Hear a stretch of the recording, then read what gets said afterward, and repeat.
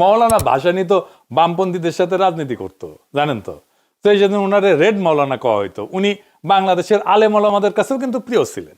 তো আলেম ওলামাদের একটা অভিমান ছিল মৌলানা ভাসানীর ব্যাপারে, যে মৌলানা আমাদের সাথে রাজনীতি না করে বামপন্থী নাস্তিকদের সাথে রাজনীতি করতেছেন। তো এইটা কিছু হইলো। তো একদিন একদল আলেম ওলামা মৌলানা ভাসানীরা ধরছেন, কইতেছে হুজুর কে আপনি কেন এই নাস্তিকদের সাথে রাজনীতি করতেছেন? তো মৌলানা ভাসানী হাইসা কয় সমস্যা কি? আলেম ওলামারা কয় কেন ওরা বলে আল্লাহ খোদা নাই, আপনি ওদের সাথে কেমনে থাকেন বলেন তো হুজুর, এটা সমস্যা না? তো মৌলানা ভাসানী কয় আরে দূর, ওরা আধা মুমিন হয়ে গেছে।